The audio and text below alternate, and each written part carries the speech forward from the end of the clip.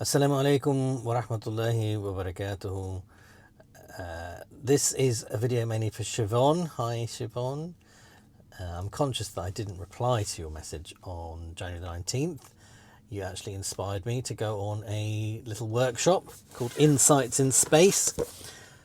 This is the book and it's run by a lady called Marion Way, and she uses a technique or an approach called clean language that was started and developed by a chap called David Grove, and it involves not introducing a coaches or a teachers or therapists, whoever the helper type person is, not introducing their metaphorical landscape into that of the client or the learner. And this particular thing is interesting because it uses different physical spaces to help you understand your own landscape. And I did the course while I was in the van, and it's relatively simple to start with in that you identify a topic and you write that topic down, and then you move to a different space. You find another physical space, and then you'll basically ask the question, and what do you know here? Or what do you know about the topic here? And you have a think about that, and you write it down, and then you move to another space, and then what do you know here?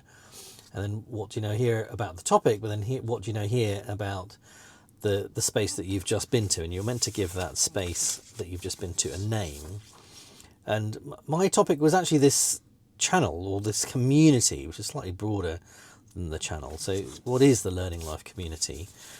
And then you find several spaces, and the names of my spaces were First Look, The Step, The Shower, The Bed, Hot Seat, and Driver's Seat. And then you go through and you are asked, or you can ask yourself, and what do you know here about each of the spaces that you've just been to? And then as a coach, you're meant to notice or identify network effects, how the metaphors are kind of working with each other and finding a larger metaphorical landscape, and see if you can influence that. And it was quite interesting because what I came away with was the driver's seat needs a guiding hand. It needs somebody to drive it, to drive it, yeah. And that was directly inspired by you, Siobhan, and your message about spaces. So I'm wondering how you're getting on in terms of your spaces for learning, and that bleeding into things, that boundary setting. When I did a systems thinking and practice course from the Open University, which is a brilliant course, that one of the big three things around systems was boundaries, like boundary judgments, like where does something end, whatever category, where does it end and something else begin? And that's usually, well, that's always a choice. That's a choice in terms of the systems designer or the systems analyst. You choose the boundary, including the notion of I, the notion of self. You choose where that begins and ends. Obviously, there's a physical issue, but I don't know if you know a guy called Donald Winnicott, who was a psychoanalyst, early 60s, I think. Tavistock Clinic comes to mind. I think he treated Freud's granddaughter, something fairly sort of original. He was a paediatrician by training. Lovely. I mean, I love his stuff. He wrote a book. I can't even remember what it's called now, but it starts off on the first page. It mentions Winnie the Pooh. It was about play. He was the guy who came up with the Good Enough Mother, and also your true self and your false self. And I think he talked about the self being created or co-created in the space between a self and a lover. I mean, as a mother, a person who loves them, a primary carer maybe these days.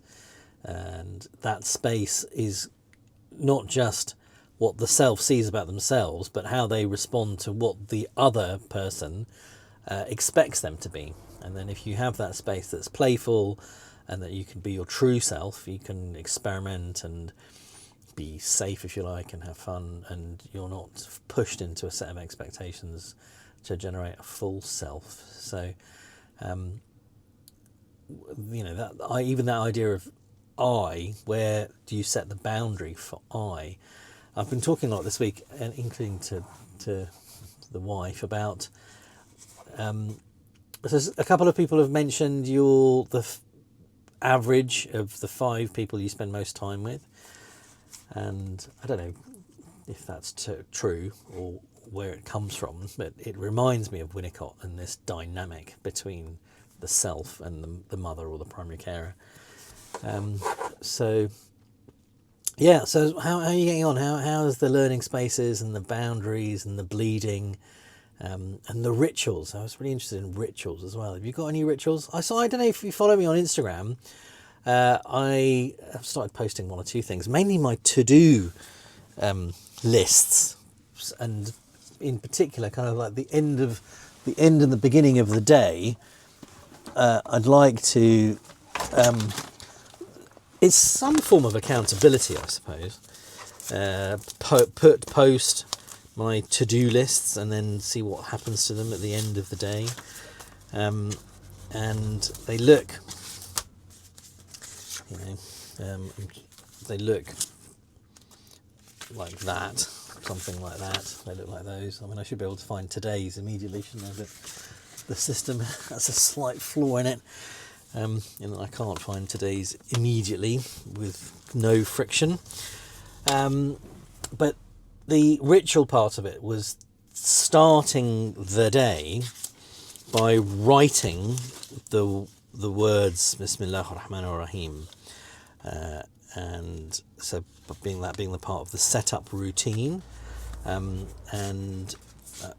the idea that you're purifying. So that's what it looks like. You can see that's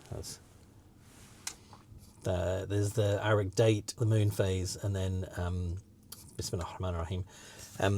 So the first thing that you write is that as a kind of ritual to try and purify or sanctify everything I write for that day. So I'm wondering, have you got, what are your rituals like? How are they going? So we miss you, and we're still planning about the trip down south. That one was for you. This is the last day, potentially, before Ramadan starts, inshallah, or the penultimate day before Ramadan starts. So the new moon, which is due in a few hours, is a big one, if you like. And I'm also reminded of something I wrote sort of this time last year in Sha'ban last year, about the way that Ramadan offers us the all mother of CPD opportunities, a chance to really sever ourselves from things that we think are completely normal, like eating and drinking and sex, and how that turning upside down such instinctively natural, in quotes, things, turning that upside down, what that offers us in terms of an opportunity to find a deeper true self, maybe a truer self. And different people and cultures have called that different things, roh, spirit, soul. I'm wondering what you think about it as well.